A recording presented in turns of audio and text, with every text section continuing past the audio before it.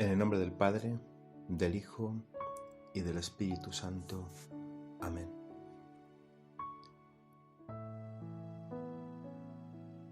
Mes del Corazón de Jesús. Meditación para cada día. Día 7. Ayer intentábamos mirar el pecado desde la luz del corazón de Cristo. Una luz que cambia nuestra mirada, nos saca de nosotros mismos y nos hace amar más a Cristo y a los hombres, por los que Él entregó su vida. Hoy avanzamos en nuestra meditación. Pidamos luz al Espíritu Santo y ofrezcamos este día al Señor.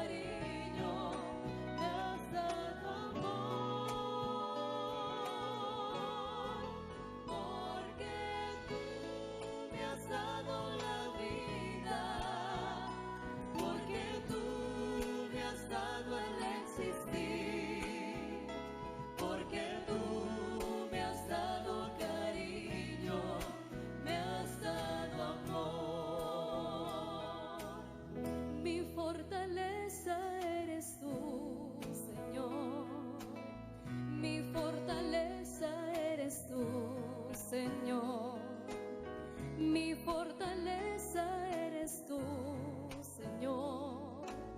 Mi fortaleza eres tú. Porque tú me has dado la vida. Porque tú me has dado el existir. Porque tú me has dado cariño. Me has dado amor,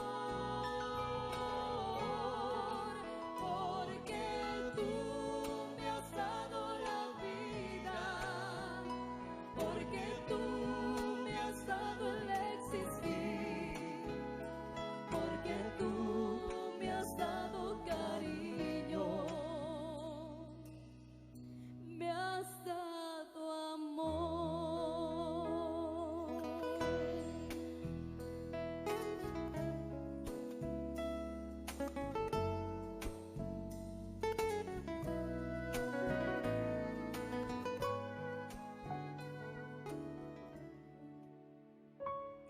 Ven, Espíritu Santo, inflama nuestros corazones en las ansias redentoras del corazón de Cristo, para que ofrezcamos de veras nuestras personas y obras en unión con Él por la redención del mundo.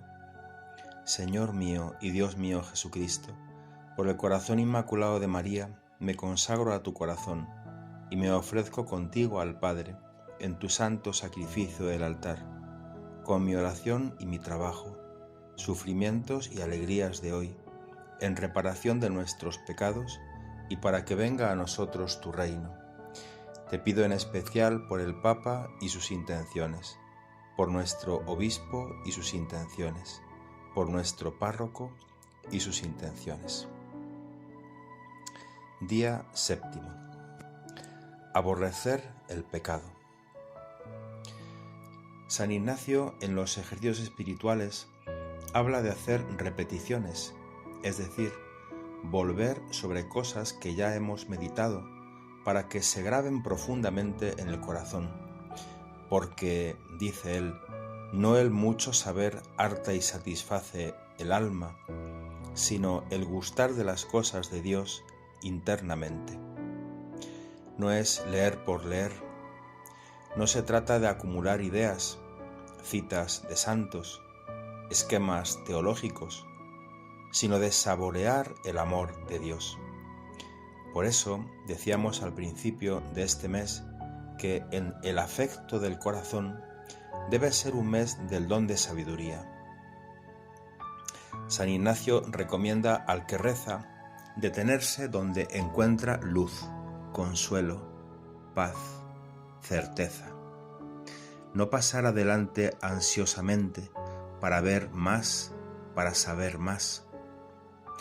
Algunos de vosotros me decís que habéis oído alguna meditación varias veces.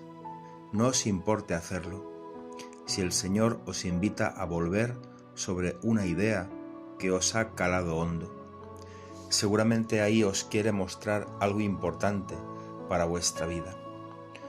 Os propongo ahora, siguiendo los ejercicios de mes de San Ignacio, que hagamos una repetición de la meditación del pecado con un triple coloquio, pidiendo al Señor por medio de la Santísima Virgen.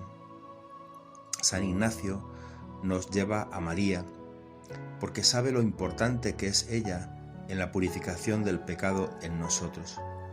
De hecho, él experimentó una sanación del corazón en materia de castidad por medio de la Virgen. Había sido, cuenta él, muy ligero con las damas en su juventud y había caído en pecados de impureza, y eso le había dejado, como decíamos ayer, un peso en el corazón, unas heridas del pecado que le hacían sufrir. Se sentía sucio, como apegado, condicionado, atado, hasta que la Virgen hizo limpieza en su corazón. Por eso, acerquémonos a ella, que es la que mejor conoce la gravedad del pecado, porque no lo tiene precisamente. Que le pidamos a ella nos conceda estas tres gracias que paso a explicar con detalle. Primero, aborrecimiento del pecado. Segundo, conocimiento del desorden de mis operaciones para ordenarme en adelante. Tercero, conocimiento de las vanidades del mundo para arrojarlas de mí totalmente. Vamos a hacer esta meditación así, sobre este triple coloquio,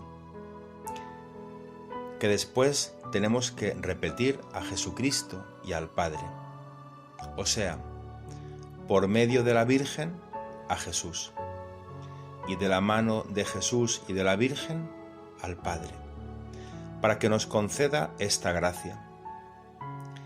Hemos vivido y estamos viviendo esta pandemia del coronavirus que tiene que hacernos reflexionar profundamente sobre nuestra vida. El gran virus que nos hace enfermar y acaba por matarnos por dentro es el pecado. Por eso es muy bueno profundizar en esta verdadera pandemia mucho más agresiva y peligrosa que cualquier virus. Lo que el Señor está permitiendo que suceda debe ser para nosotros una llamada a una conversión más sincera. Ha habido muchas muertes, muchas personas para las que esta vida ha llegado a su final, al encuentro definitivo con la verdad. Y nosotros queremos vivir también en la verdad. Vamos a pedirle a Dios de nuevo la gracia de una santidad heroica, verdadera, sin vuelta atrás. Cuando hablamos de la personalidad cristiana, decíamos que era importante sentir aborrecimiento del pecado, como corresponde a su valor. Pues aquí, San Ignacio añade dos aspectos más: el desorden de las operaciones, para echarlas, y la vanidad de las cosas mundanas, lo vanas que son. Y así vamos a hacer esta meditación o este coloquio en forma de meditación. Hoy trataremos sobre el aborrecimiento del pecado y el desorden interior, que nos va a dar bastante materia de meditación, ya lo veréis. Mañana seguiremos reflexionando sobre la vanidad y diremos algo sobre la muerte, que es lo que más nos manifiesta la vanidad de las cosas de este mundo, cómo al final todo pasa, para presentarnos ante el juicio de Dios. Este tema que hoy vamos a tratar es crucial, porque pecado, desorden y vanidad son como el camino que nos puede llevar hacia el pecado mortal, hacia el apartamiento de Dios y finalmente hacia el infierno, si no nos arrepentimos. Es como un plano inclinado por el que casi sin darnos cuenta podemos irnos precipitando en lo peor. ¿Qué pecado debemos aborrecer el primero? Pues el primero creo que se puede decir que es la soberbia.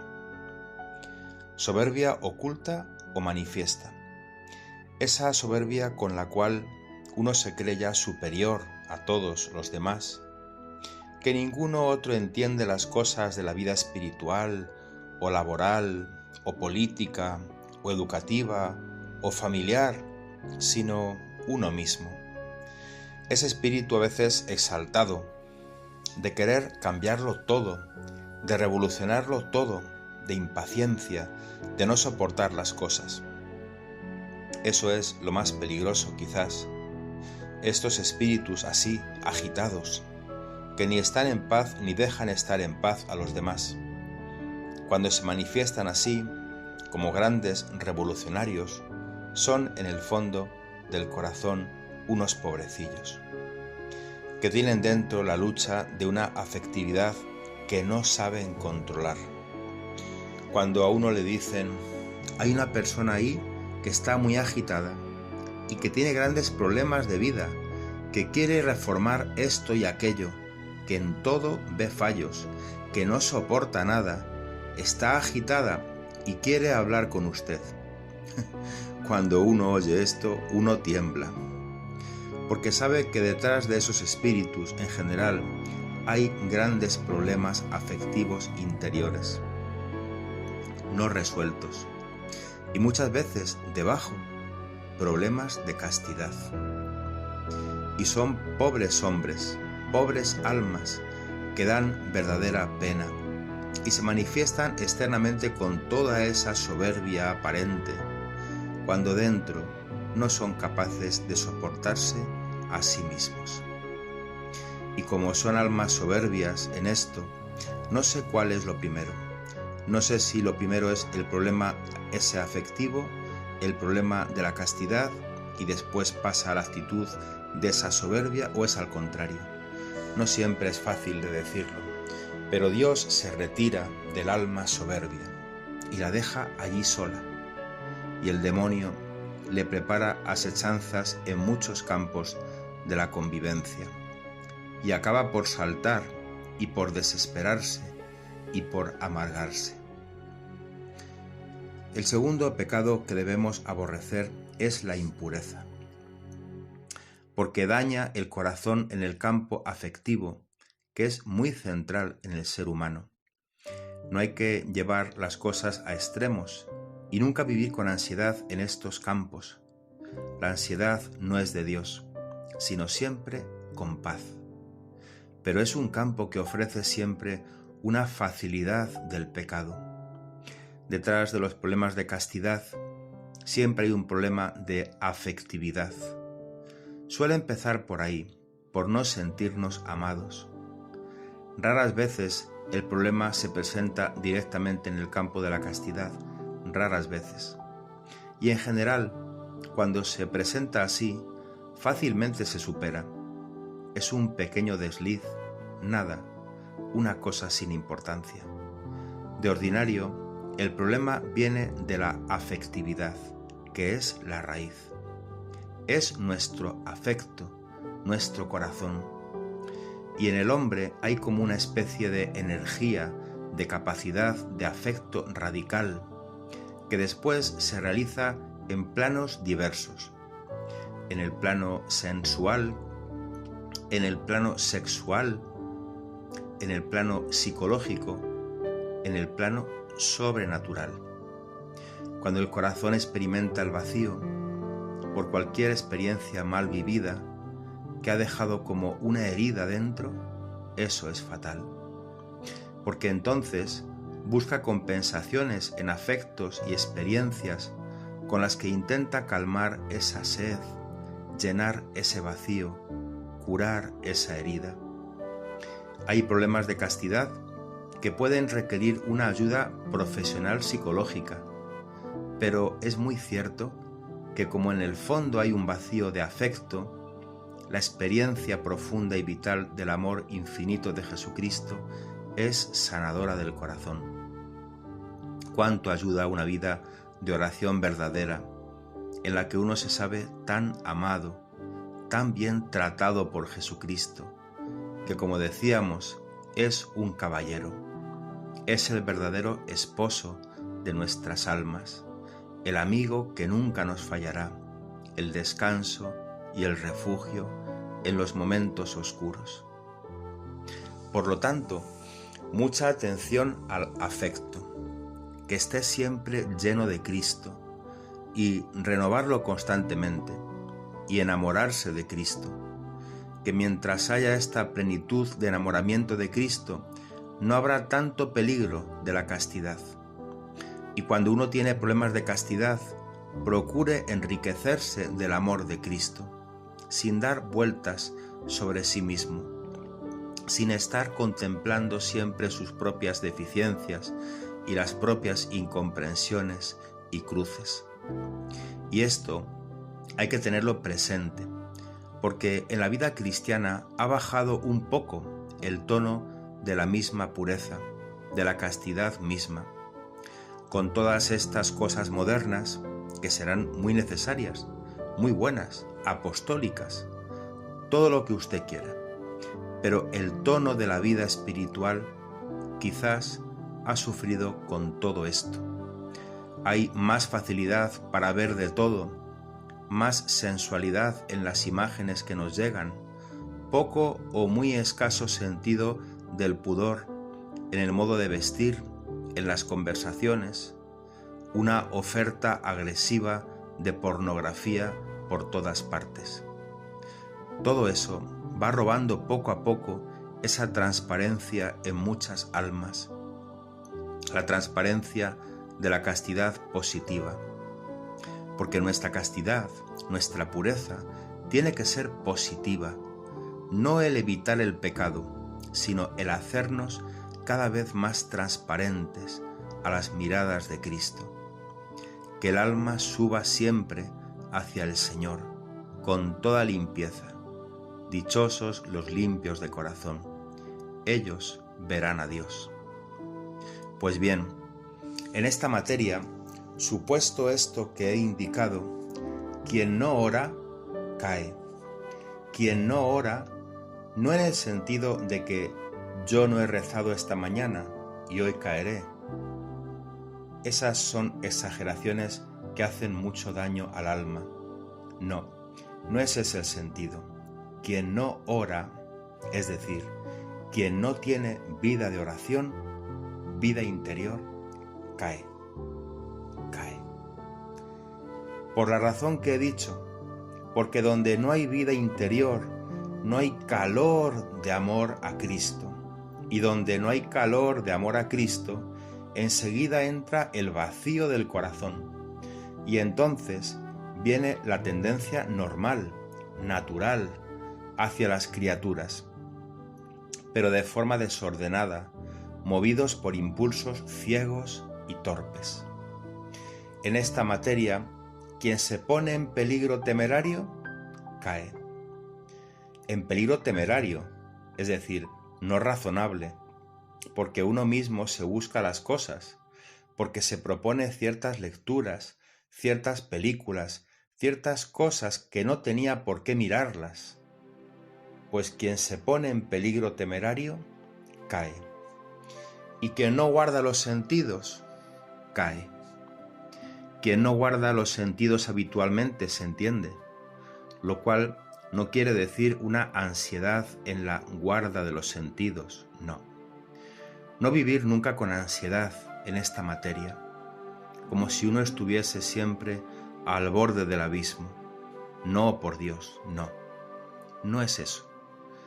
Hay un margen bastante grande antes de llegar al pecado mortal, bastante grande. Por eso, que uno camina y se le van los ojos, o de repente aparece una imagen en internet, que no se asuste por eso. Entonces, ¿puedo mirar de todo? No, no. Usted vaya a lo que tiene que ir, pero no se asuste si alguna vez se le escapa, que todavía queda mucho desde la sensualidad hasta lo que puede llegar a ser falta moral. Pero no se descuide. Jesús siempre habla de una palabra: vigilar, cuidar el corazón. Holgura de corazón, generosidad con Dios en la paz y en la holgura de corazón. Y notemos que en esto no valen largos años de vida ni de inocencia. No tenemos ninguna seguridad. Por eso tenemos que tener un modo de actuar muy sencillo y muy diligente, pero sin apoyarnos en nuestros propios méritos. A veces es curioso. Pasa a veces que uno se encuentra en los peligros más grandes y ni se le ocurre un pensamiento malo. Y después uno se encuentra en una circunstancia donde no hay nada malo, nada de particular, y le viene una tentación. Es enteramente imposible de prever, es imprevisible esta materia, y no valen largos años. Es que son muchos años que me conservo así, no importa. En la vida de un sacerdote suizo aparece cómo él tuvo las grandes tentaciones contra la castidad a los 70 años. Hasta entonces había ido sin ninguna dificultad y a los 70 años empezó a sentir las grandes tentaciones. Hoy también se ven hombres mayores, viudos, que de golpe se meten a vivir con una joven, como si fueran marido y mujer, y tan frescos. ¿Fenómeno curioso? Pues puede ser. En fin, que nunca hay una seguridad. Por eso, proceder siempre con diligencia, normal, serena, habitual. Los otros caminos del pecado mortal son las pasiones no domadas. Donde quiera que hay pasiones sin domar, esas pasiones pueden ser un peligro muy grande. El desprecio formal y descuido habitual de la vida de piedad, alegando que no hace falta, que son ñoñerías, que lo importante es vivir auténticamente la fe pero sin beaterías. De ahí resulta que se enfría la vida interior. Y enfriándose la vida interior, nos encontramos con falta de sentido de abnegación, con falta de sentido íntimo de amor a Cristo y todos los peligros que de ahí derivan. El desprecio de las cosas pequeñas en la vida espiritual. Tenemos que hacer cada pequeña acción con todo el amor con que un mártir va al martirio, con ese grande amor. Pidamos al Señor siempre esas grandes gracias del amor grande de Cristo. La tibieza. Los pecados veniales habitualmente aceptados con deliberación. Todo esto nos puede llevar al pecado grave y por eso tenemos que adquirir un aborrecimiento de esos pecados veniales. Pero para hacer así este coloquio, puedo fijarme en mi pecado, es decir, el pecado habitual mío. No precisamente el temperamental, sino el pecado en que yo más fácilmente caigo por las razones espirituales que sean. No porque tengo mal genio y se me escapa de vez en cuando, ahí no darle demasiada importancia, procurando insistir siempre en el mejorar, pero es muy difícil que lo elimine. Y al Señor no le disgusta tanto como a nosotros, que a nosotros nos deja muy en ridículo y eso nos duele. Pero digo mi pecado, el pecado habitual mío, mi negligencia más grande. Pues bien, pedir a la Virgen, a Jesucristo, al Padre, conocimiento interno y aborrecimiento de ese mi pecado. ¿Por qué razones? Primero, por la fealdad intrínseca de ese pecado concreto, que es el mío, sea la envidia, sea la ira, sea la pereza, el descuido de los ejercicios de piedad, la frialdad en el trato con Dios, la falta de caridad. Ver lo repugnante que es ese pecado, lo que supone como locura, como ingratitud con el Señor. Si hubiese sido un enemigo el que me tratase así, pero tú, que dices ser mi amigo, o que eres mi sacerdote, mi esposa en la vida religiosa, eres tú, que te dedicabas a agradarme siempre, que seas tú quien me ofendas. Así se quejaba el Señor por el profeta. Si hubiese sido un enemigo, pero tú, mi amigo, mi amiga, a quien he puesto yo al frente de una familia para que formes el corazón de tus hijos, tú me tienes que tratar así. ¿Y cuánto daño has hecho así en las almas que debías formar, cuidar, acompañar? Considerar también el daño que me hace ese pecado, daño que viene representado en la parábola de Jesucristo del buen samaritano, el caminante que cae en manos de ladrones, y dice que se marcharon, lo despojaron y lo dejaron medio muerto, lo despojaron de las virtudes. ¿Cuántas veces?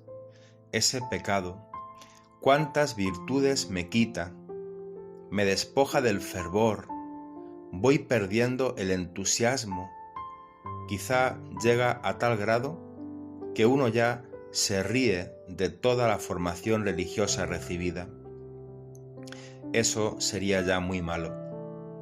Si uno llega a reírse de todo lo vivido, de todo lo aprendido, eso quiere decir que va muy mal. Con llagas. Lo dejaron al pobre herido, en estado de torpeza, de debilidad espiritual, llagado, medio muerto. Así me quedo yo muchas veces con mi pecado, con una vida lánguida en la vida espiritual, que sienta aborrecimiento de esto, que me hace mucho daño ese pecado, y no solo a mí, sino que causa daño a mi alrededor, según el pecado que sea, más o menos. Palabras contra mis semejantes, contra los sacerdotes, contra políticos, contra obispos, incluso quizá contra el Papa. Me he atrevido a decir palabras para criticar ácidamente al obispo, al Papa. Palabras contra la caridad, que delante del Señor es una cosa tan delicada, hiriendo la reputación de los demás, el honor y la fama de los demás, induciendo en las almas el desaliento, que es un pecado muy grave. Almas generosas que volarían hacia Dios, yo he hecho la labor de desanimarlas, presentándoles las dificultades, la falta de espíritu sobrenatural, que la vida cristiana no es tanto como se imaginan, y las he desanimado. y aquí hay peligro de pecado grave a veces. Líbrame de mis pecados ocultos, decía el salmista. Y el Evangelio es muy duro cuando habla de la caridad y de las faltas de caridad, cuando dice que si uno llama a otro con un mote, estúpido, fatuo, imbécil, que será reo del fuego eterno. Palabras quizás contra la comunidad eclesial donde vivo, quizás sembrando críticas, descontento, mal espíritu. Quizás he dado ejemplos que han hecho daño. Eso hiere mucho al Señor también. En el libro de los Reyes se dice así de aquellos reyes malvados: pecó e hizo pecar a Israel. Con esto se quiere indicar como una cosa muy repugnante a los ojos de Dios. Examinar esto en mí para que lo aborrezca. Preguntarme: ¿he sido de los que atraen las bendiciones sobre mi familia, grupo, lugar de trabajo, parroquia, comunidad? ¿He atraído bendiciones del cielo? ¿O más bien lo contrario? ¿He atraído castigos del Señor? ¿He sido útil a mis hermanos? ¿O al contrario, he sido inútil? ¿Querría yo sinceramente que todos los que viven conmigo fueran como yo?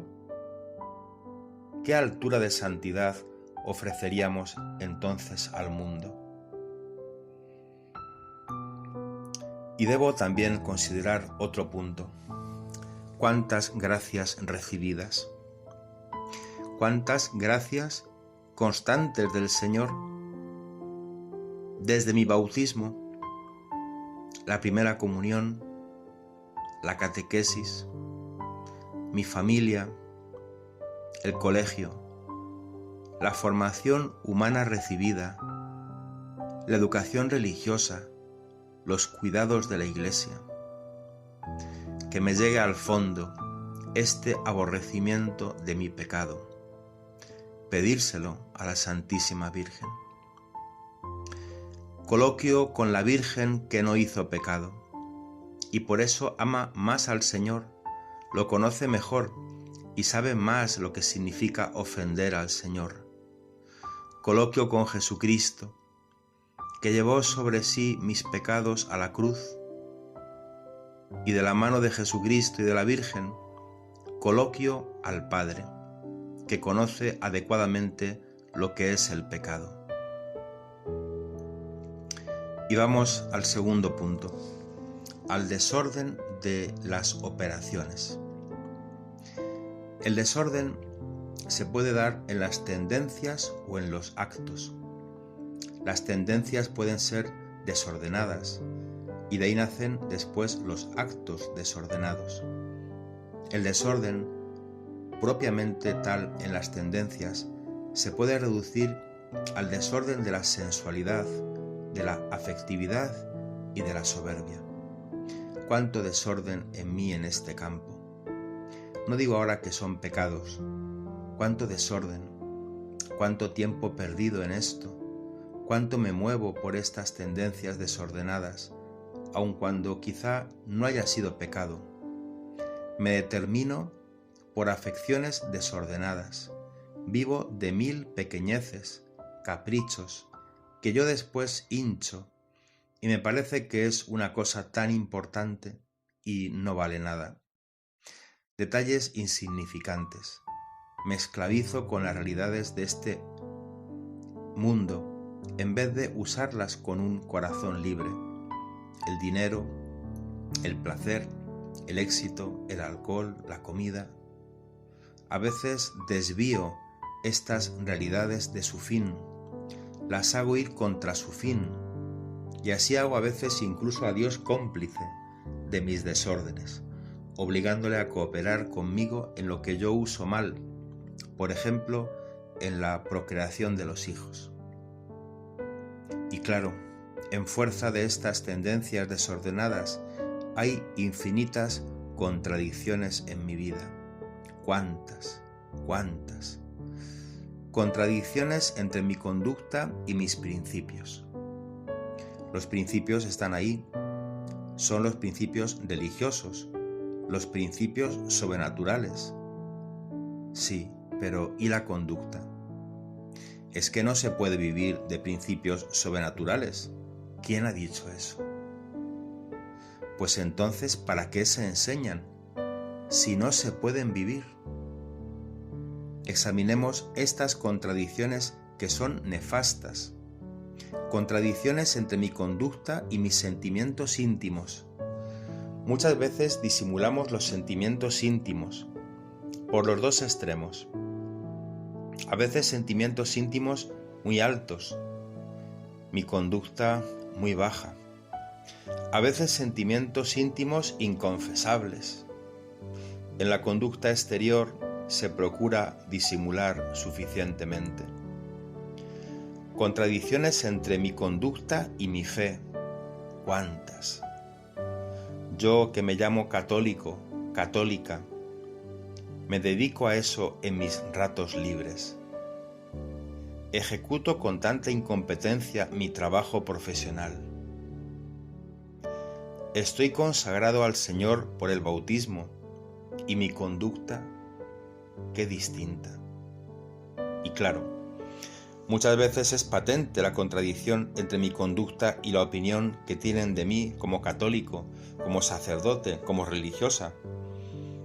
Los laicos estiman mucho, digan lo que digan, a los sacerdotes y piden mucho de ellos y son generosos en hacer limosnas, en desprenderse de sus bienes para sus parroquias, pero lo hacen para la Iglesia, para Cáritas, para las misiones, para que sirvan al Señor a los fines verdaderos, no para que se aprovechen de eso, para enriquecerse y vivir mejor que los laicos.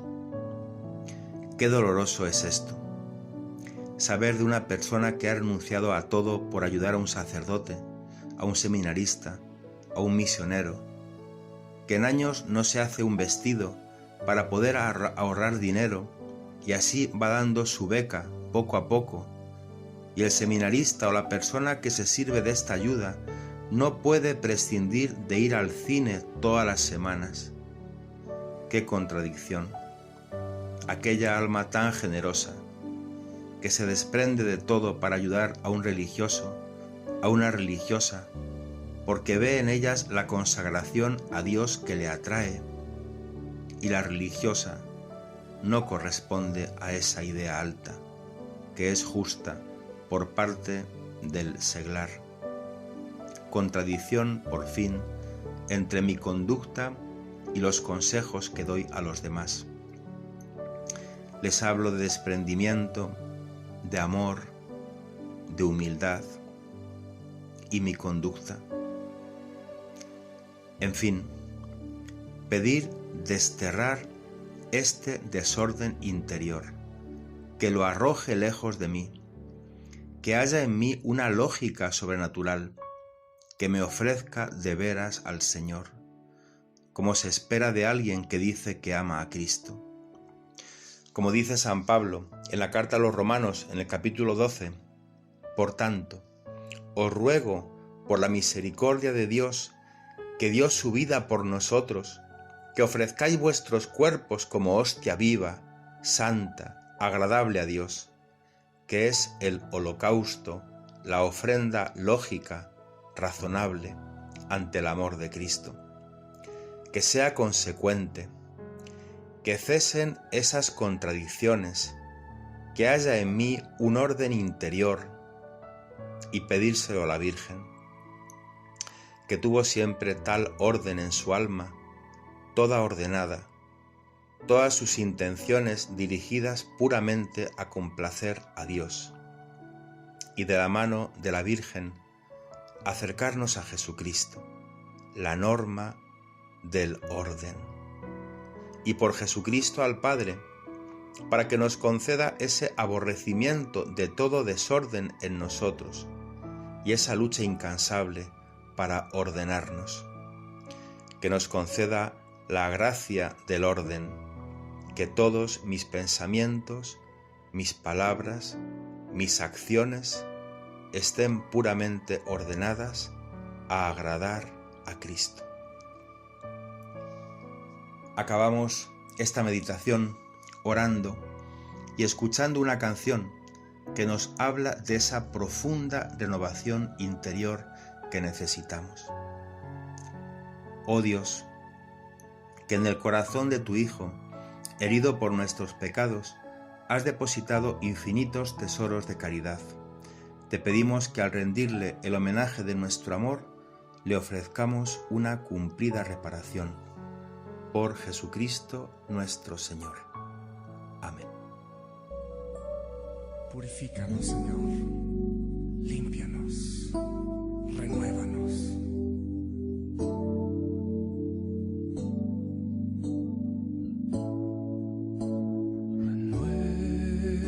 Renuévame, Señor Jesús, ya no quiero ser igual.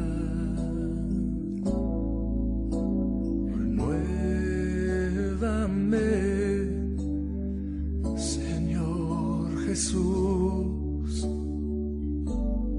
pon en mí tu corazón, porque todo lo que hay dentro de mí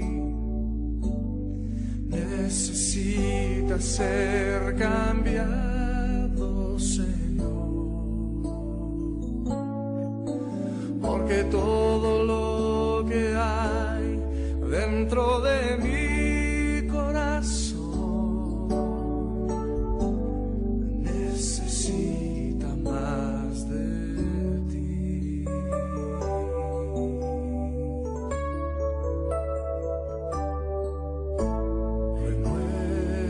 Renuévame, Señor Jesús, ya no quiero ser igual.